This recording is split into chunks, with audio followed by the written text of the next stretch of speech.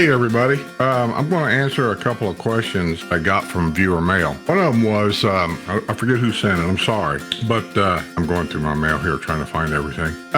Wanted to know if I had been down and seen and done a video of a home tour thing that I do once in a while of the new patio villas they've got down there, the new designs and whatever. And your question is right on time.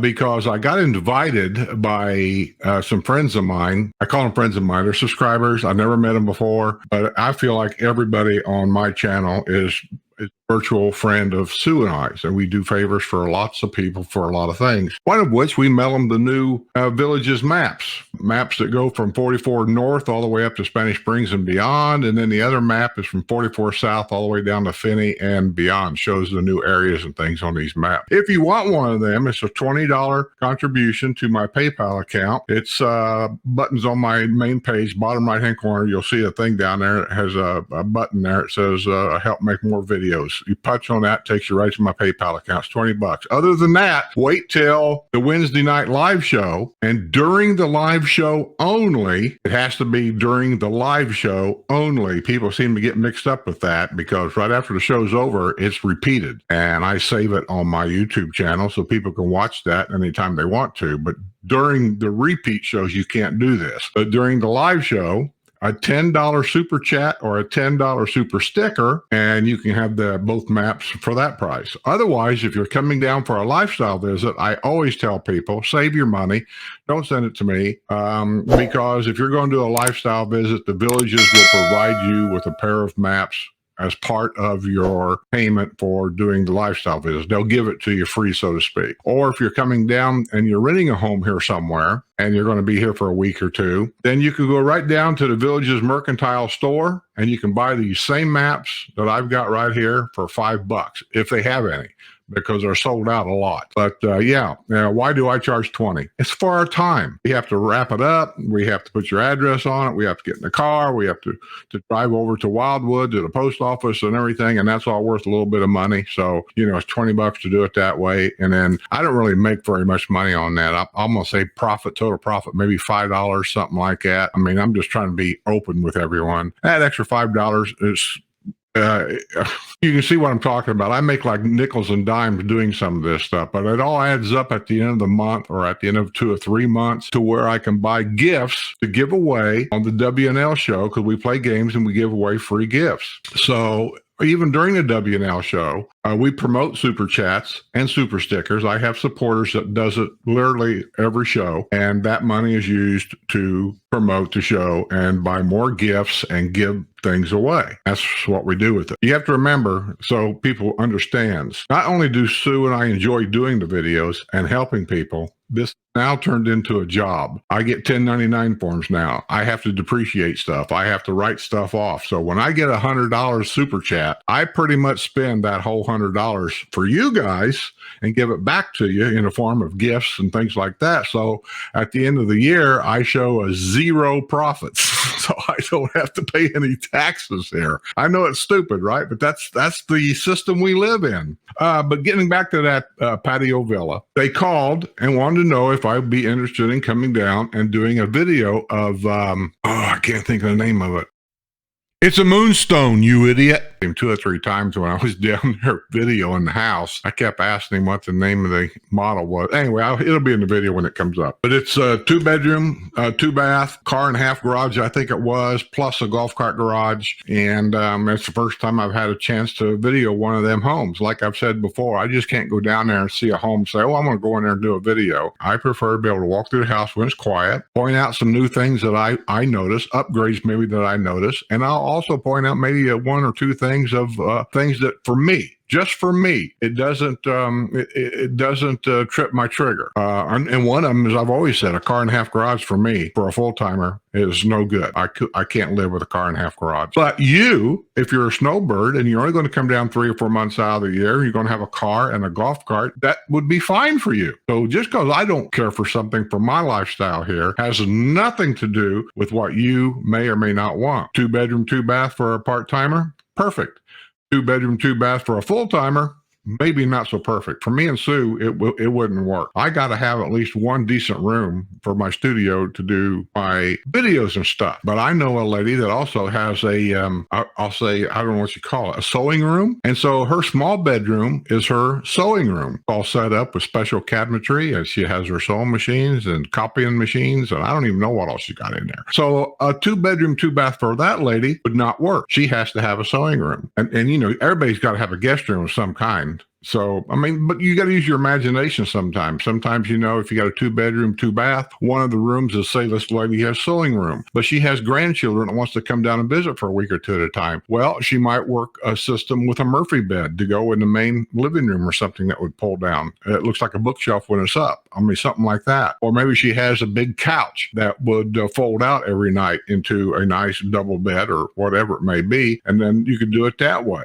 I mean, there's ways you can do things to get around whatever it is you need to have. But I'm just saying, for me and Sue, a 3-bedroom's minimum. For us, actually, a 4-bedroom would probably be better. But when you start getting into 4-bedroom homes and whatever, the prices, for me anyway, is like way over the top. We're talking probably $400,000 or so, and I just don't want to spend that at my age. But I'm always looking at the future. Some people does not consider themselves future. They don't even consider the future. Is someday, you know, I may pass away first, and when I do, Sue's going to lose the majority of my income, not all of it, but the majority of it. And I know that with what she's got coming in, and I know what she'd get from me on my retirement, that she could live here and be okay if she wants to stay here. If I buy a $400,000 house, then you're getting into a big series of problems that I'm not sure, first of all, at her income, if I was gone, that she could afford the upkeeps on bigger homes and all the little things that goes along with that. So I don't want to do that.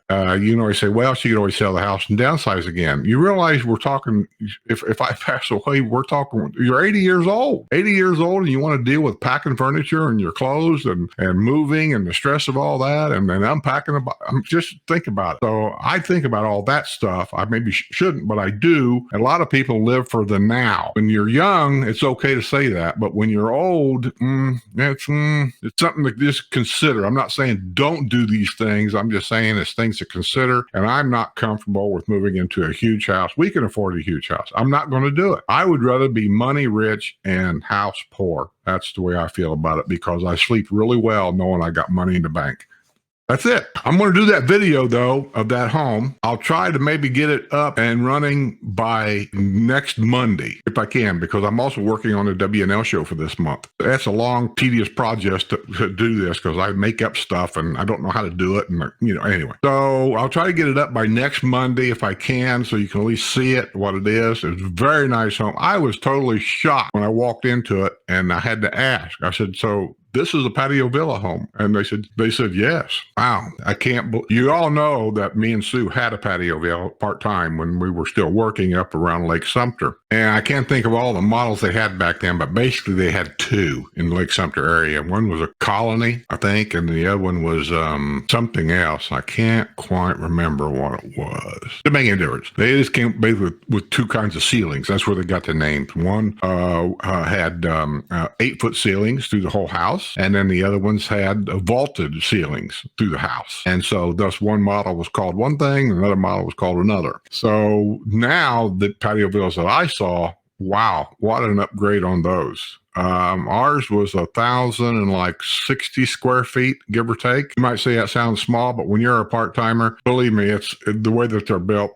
There's plenty of room for 2 people to have fun and do what they want to do. Theirs was approximately, I can't really remember. I'm going to say 1,300 and maybe 60 square feet. It'll be in the video. My memory's just... You know, so I think at 1,360 square feet, it was a lovely, lovely home. And when we left the place, Sue told me, she said, I could live there. And I think I could too. But I have to have 3 bedrooms. And I'd have to have at least a 2-car garage. And a 2-car garage with a golf cart garage would really be nice. And by the time you do all that, might as well buy a designer home. Okay, so I'll work on that video and see if I can't get that up. Watch it for next Monday. Mark Barry sent me an email. I'm not going to do much on here. I'm just going to make mention. Congratulations, Mark. Mark is one of my big supporters on the WNL show. He has been for a long time. I appreciate Mark. I appreciate him to death. I've never met him, but I think I'm going to be able to meet him here reasonably soon. He came down here. I don't know exactly when. I think he came down here last month, maybe, and he was busy, couldn't get a hold of me or whatever. But anyway, he purchased a new home down in the village of Hawkins, I think. Congratulations, Mark. Mark, you sent me that picture and I saw it. It's a beautiful home. Moonstone. That's the name of that patio villa. Just came to my head. It's a Moonstone model of the patio villa, and I believe it was in the village of Hawkins also. I believe. I could be wrong about that because Sue drove down there. I didn't. Maybe it was in Monarch Grove. It'll be in the video. Here's one from Robert to Patelman. Says, hello, Skip and Sue. My wife Laura and I enjoy your videos very much. I'm going to skip through a lot of this. It's just not very interesting on the video. Says, we're from Nashville, Tennessee, and we are starting to look for a retirement place. We're not going to retire for about 10 more years. We're starting early to look around. That's fine. I came down to Florida. I can't tell you how many times, many years ago. And when we come down here, we took a day. Take our grandkids over to Disney World, and if you know anything about summertime down here, it's hotter than hell, and with these grandkids and standing in line for hours sometimes to ride one stupid line or ride. If it wasn't for the grandkids, I would never have done it, but we did. And by the end of the day, you're just wore out.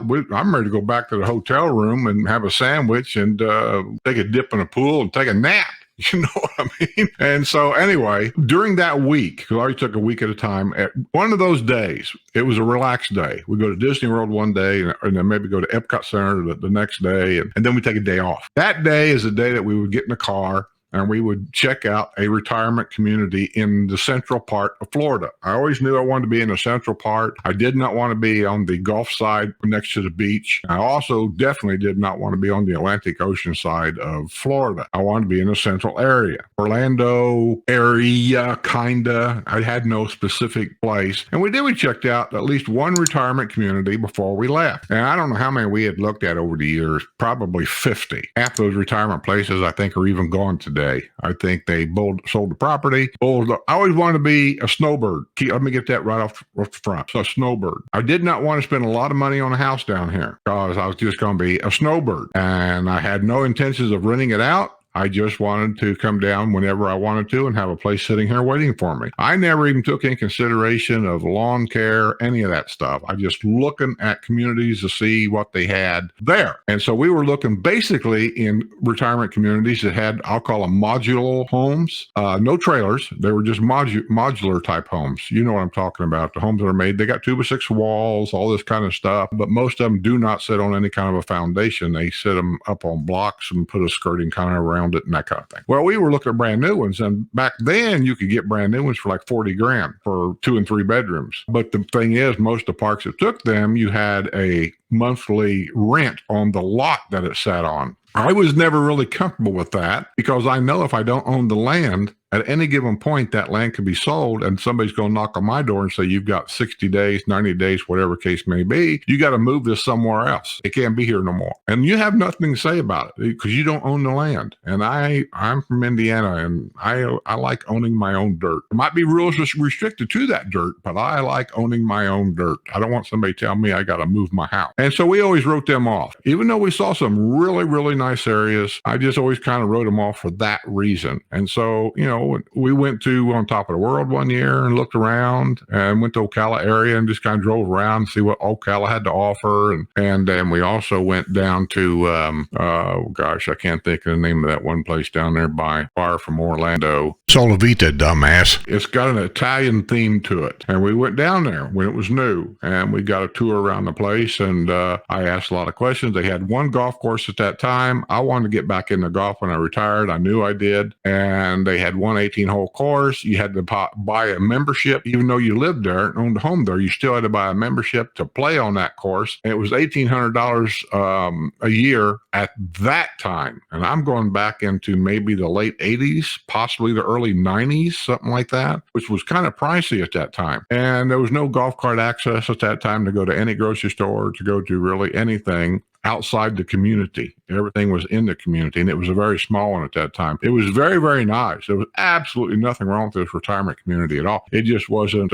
my cup of tea. I knew what other places offered, and this one here just wasn't my cup of tea. But it's still there to this day. It's still very nice this day. I don't know what kind of updates they do down there. I don't know if they've got 2 golf courses now. I don't know anything because I don't keep up with what other people do. But it's still down there. And then one day we was coming from Disney World. I've told this story before, and I'll just say it real quick. And we were heading north on 27 and 441 out of Disney World. 27 and 441 is almost a back way out of Disney World, and it's a back way, hint, hint, into Disney World. We went that way all the time. 4 can be a nightmare when it comes to traffic. I did everything I could to stay off of 4, and then I discovered 27, 441 take me down there. So we were heading home, and I was taking 27 and 441. I used to went all the way up to around Gainesville to get back on 75 because I always drug my feet getting out of here. I liked it in Florida. I always just, because I knew when I was heading north, generally it's just colder weather all the way around, even in the summertime. We had a lot of humidity in Indiana too. They used to talk about the humidity in Florida. Hey, we had 100-degree temperatures in Indiana too. So it was a shorter season, but we had it. And my granddaughter, Autumn, was 5 years old at the time. She was strapped in her chair in the back seat of our car, and she started whining about being hungry. And she has a lot of theatrics, especially when she was little. And she was talking about Papa. She called me Papa. Said, Papa, I'm hungry. I want to get something to eat. I said, okay, we'll get something here in a little bit. And I kept driving. And then she started kicking the back of my chair. Papa, I'm telling you, I'm hungry. I am starving to death back here. I said, well, where do you want to go? I says, and don't tell me McDonald's. I said, I'm not going to McDonald's anymore. And she says, well, I want something to eat. Just stop now. Pull off the side of the road. I'm going to die. I said, no, we'll go up here. We'll find something. We kept driving and she kept whining. And I kept driving and she kept whining. Finally, I got to the bridge out on 441 out here. The golf cart bridge for Spanish Springs. I'm coming up to it. I said, okay, we'll just turn left here. There's a town down here. We'll go down here. We'll get something to eat. I went downtown. Augustine's at that time was there. Great restaurant. We went in there and we had some lunch, I think. We sat outside because I knew we was going up north. And when Indiana, outside seating is like non-existent. They don't have hardly any. We're down in Florida. Everybody's got outside seating and I love it. So we're sitting out there, we're eating, and I see all these golf carts. And I asked the waitress about it. And she said, oh, yeah, it's a retirement community. And I said, really? And then she started telling me what it was and so on and so forth. And after that, I started getting curious. So when Sue and I came down the next time with a grandchild, gone to Disney World, we stopped at Spanish Springs and we rented a room for a couple of days over there at the Hacienda. So we went over there and spent that. And we walked. It's not very far. We just walked down to Spanish Springs, got a bite to eat. And that's when the first time I heard the music, because we were sitting outside and I heard the music. We walked over and sat down. We were watching people dance and we were, listening to the music. And I was talking to the people I was sitting next to about it because they lived there and they told me a little bit more about it. And that's how I got interested in the place, was more and more of that. And then we would go to other places and look on the way home or something. And I always found myself, though, no matter where I went to look for retirement community, I always found myself comparing it to what I just saw at the villages. And this is when Spanish Springs was it. There was no other square. That was it. But I liked the way it sounded and how it worked. And then, of course, it expanded to what it is today. So yeah, it was hard. I mean, how do you compare free golf for the rest of your life? And that was the original advertisement to anything else that I was seeing, especially down, they were wanting me to pay $1,800 to play golf on one golf course a year. Yeah, that's kind of how I did it. That's how I found it. It says, do you think they'll still be solvent in 10 years? I have no idea. Is there room to expand further south? What's already planned? Oh my God. They bought something like 15,000 acres there not too long ago. It goes all the way down and it butts up against Bushnell. Get the map out. See where the villages is at? Keep going further south till you see Bushnell. They own all the way down to there. Plus, they own, I forget, what was it? So many acres. I forget how many it was. Over here, they bought off Leesburg because Leesburg couldn't do anything with that property. And so the villages ended up buying that also. I don't have no idea how far what they intend to do with any of this. I mean, that's a secret that they keep. They're working on plans to develop all this stuff and what they're going to do, where they're going to put this or that or whatever. I have no idea. Says, I also like to fish, not being familiar with the area, but I assume that there are many opportunities to fish in the area, not just within the villages. Is there opportunities to hunt as well? I can't speak too much on hunting, but yes, they do hunt. Where? I don't know the rules. I don't know. Hunting license for a resident or compared to a non-resident, I don't know. I mean, there's a lot I don't know, but I do know that they do hunt. What do they hunt? I assume you're talking about hunting animals that you can eat, because you can go hunt pythons down at the Okeechobee swamp area down there, and they pay you to kill. You kill them, you drag them up, and they pay you so much a foot. But anyway, with that being said, I hope you guys are having a great time. I guess I'll see you all on the other side.